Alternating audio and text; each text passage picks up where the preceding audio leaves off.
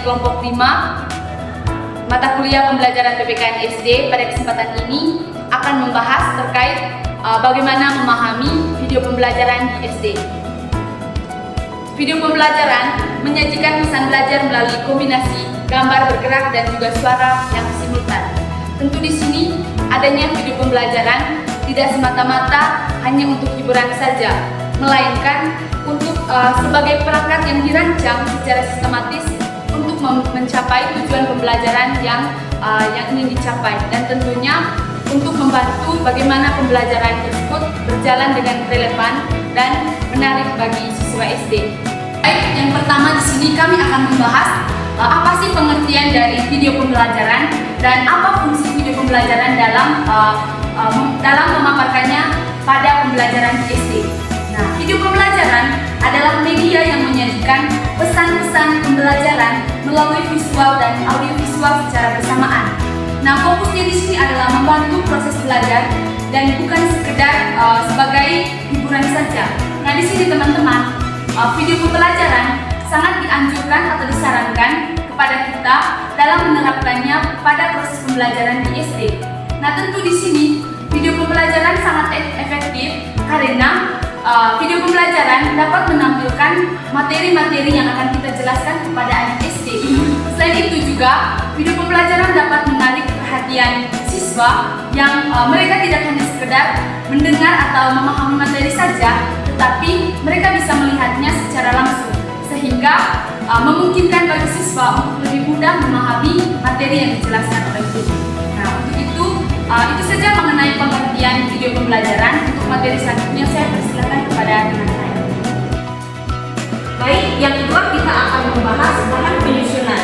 Yang mana dalam bahan penyusunan ini yaitu ada 3 unsur. Yang pertama ada unsur visual, dan yang kedua ada unsur audio, dan yang ketiga itu adalah unsur pesan. Dan kita pada kesempatan ini akan membahas satu persatu terkait ketiga unsur tersebut. Yang pertama kita membahas unsur audio, unsur visual. Unsur visual itu meliputi ada gambar, ada teks, ada animasi ataupun peraga asli. Jadi teman-teman, dalam unsur visual ini itu bisa dilihat oleh kasat mata, yang dimana dia bertujuan untuk menarik perhatian siswa untuk mempermudahkan pemahaman konsep yang bersifat abstrak.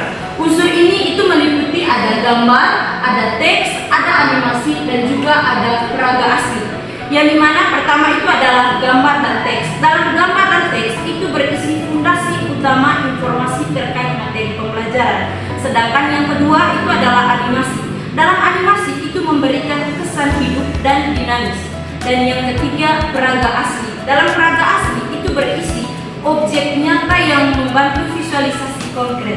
Dan yang kedua kita membahas itu adalah unsur audio. Unsur audio itu adalah bagian yang didengar oleh telinga. Fungsinya untuk memperkuat emosi dan mampu memperjelaskan verbal. Unsur ini yaitu meliputi yang pertama narasi, musik latar yang mendukung suasana hingga suara yang efektif. Yang pertama itu adalah narasi. Dalam narasi itu dijelaskan penjelasan suara, dan yang dalam musik latar itu membangun suasana belajar yang nyaman, dan yang efektif. Dan yang ketiga itu adalah efektif suara, itu memberikan penekanan atau momen-momen tertentu. Unsur yang ketiga itu adalah unsur pesan. Unsur pesan itu adalah inti atau isi dari materi tersebut. Tanpa pesan yang baik, visual ataupun audio yang bagus akan sia-sia. Syaratnya pesan efektif adalah yang pertama itu adalah logis, yang dimana dalam logis itu memiliki alur yang masuk akal dan berurutan. Yang kedua, mudah cerna, bahasa dan penyampaian sederhana hingga gampang dipahami oleh peserta didik maupun audiens. Jadi kesimpulannya adalah bahwa dari ketiga unsur ini harus bekerja sama secara harmonis. Visual yang menarik dan dipadukan dengan audio yang jelas untuk mengemas sebuah pesan atau materi yang berkualitas untuk siswa. Apa yang membuatnya yang berbeda? Yang pertama itu clarity atau kejelasan. Di sini materinya baik adalah materi langsung pada intinya. Yang dimaksud itu pesan yang disampaikan tidak boleh memiliki makna ganda atau ambigu. Bahasa yang digunakan harus jelas dan secara struktur. Yang kedua itu stand alone atau berdiri sendiri. Materi tersebut adalah materi secara mandiri sehingga siswa tidak perlu bergantung pada bantuan orang lain atau media lain secara berlebihan. Yang dimaksud misalnya jika siswa itu belajar di rumah sendirian tanpa guru, mereka bisa memahami isi materi dan memahami unsur dari materi yang mereka baca tanpa harus adanya guru. Yang ketiga itu unsur friendly atau rumah pengguna. Materinya itu harus menyesuaikan diri dengan target audiens, bukan sebaliknya. Yang dimaksud itu penggunaan kosakata, istilah dengan cara penyampaian harus selaras dengan tingkat usia perkembangan kognitif anak SD. Yang keempat itu visualisasi atau penggambaran. Materi mampu memindahkan konsep abstrak ke dalam bentuk yang terlihat. Yang dimaksud itu ada banyak fenomena seperti cara kerja jantung atau proses terjadinya hujan yang sangat sulit jika hanya dijelaskan lewat tulisan. Visualisasi atau gambar, diagram atau video membantu otak mencerna informasi lebih cepat kepada usia anak SD. Jadi, video itu sangat bertujuan untuk proses transfer ilmu agar lebih efisien dan struktur. Baik, itu saja dari saya. Selanjutnya saya berikan kepada teman. Baik, yang berikut kita masuk pada jenis video yang berfokus pada pendidikan SD. Yang pertama itu video dokumenter sosial. Di sini dapat menampilkan keberagaman budaya Indonesia di berbagai daerah. Video ini berfokus sebagai jendela dunia bagi siswa maupun siswi untuk melihat realitas sosial yang mungkin tidak mereka temui di lingkungan mereka sendiri. Jadi di sini mereka dapat mengakses berbagai keberagaman budaya yang ada di Indonesia untuk menambahkan wawasan atau pengetahuan mereka.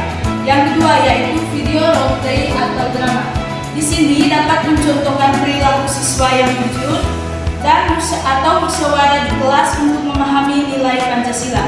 Video ini berfungsi sebagai cermin perilaku siswa dan mereka dapat melihat simulasi situasi yang sering mereka hadapi di lingkungan sekolah atau di rumah.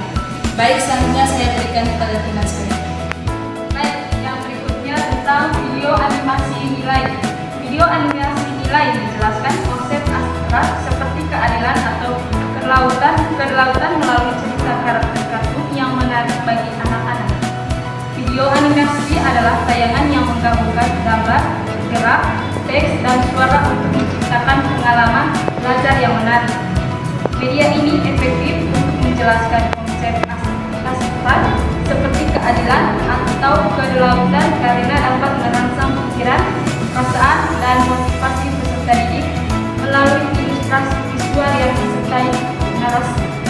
Anak-anak cenderung lebih termotivasi saat belajar menggunakan animasi karena unsur cerita dan suara membuat proses belajar terasa seperti bermain. Jadi yang berikut adalah mengapa harus video.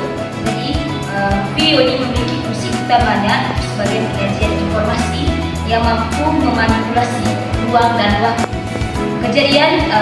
Kejadian masa lalu seperti proklamasi bisa dihadirkan kembali di kelas hari ini.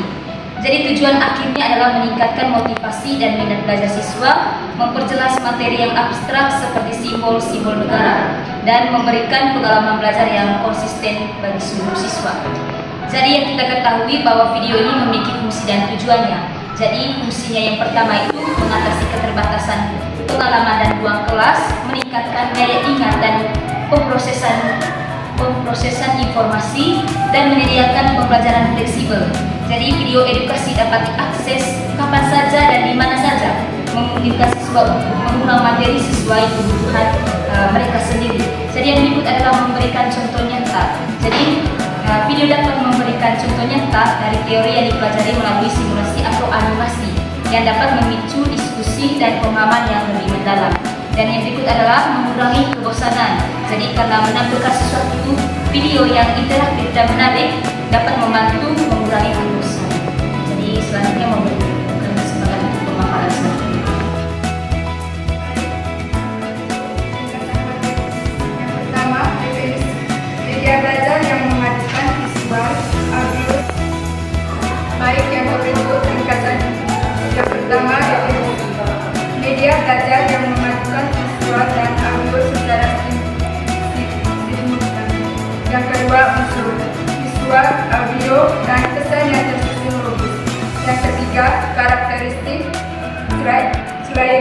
clarity, stand and knowing, user friendly, dan visualisasi. Yang keempat, menghadirkan pengalaman belajar yang jelas, menarik, dan konsisten. Yang pertama itu definisi dari media belajar yang memadukan visual secara stimulan. Yang pertama, media belajar adalah segala alat, bahan, atau sarana yang digunakan untuk menyampaikan informasi atau materi pembelajaran dan pendidik kepada peserta didik. Yang kedua, unsur media belajar. Yang pertama, pesan. Pesan ini adalah materi atau informasi yang digunakan. Yang kedua, sumber. Sumber itu orang atau pihak yang menyampaikan, seperti guru. Yang ketiga, media. Yang ketiga, karakteristik media belajar. Yang pertama, konkret dan jelas. Ini membantu memahami hal yang abstrak. Yang kedua, interaktif. Yang dimaksud memungkinkan keterlibatan siswa. Yang ketiga, menarik, meningkatkan motivasi belajar. Yang keempat, efisien, menghemat waktu dan tenaga. Yang keempat, relevan, yaitu relevan dan fleksibel. Baik, selanjutnya dapat disimpulkan bahwa yang pertama itu ada pembelajaran lebih hidup. Di sini dengan video pembelajaran PPKN tidak lagi membosankan, melainkan menjadi petualangan visual. Di sini menekankan bahwa pada aspek pengalaman, pembelajaran PKN yang seringkali dianggap teoritis atau membosankan diubah menjadi sebuah petualangan visual. Film ini membuat suasana kelas menjadi dinamis, interaktif, dan tidak monoton sehingga siswa lebih antusias mengikuti pembelajaran. Yang kedua, ada menanamkan karakter bahasa. Di sini video membantu menanamkan karakter bahasa sejak dini. Ini menekankan pada aspek substansi atau nilai, karena PPKN berkaitan erat dengan pembentukan kepribadian. Video ini digunakan sebagai alat untuk memvisualisasikan contoh-contoh perilaku yang sesuai dengan karakter bahasa, seperti gotong royong, toleransi atau kejujuran. Yang terakhir itu ada sikap berkarya. Di sini menekankan mendorong sebuah para guru atau pendidik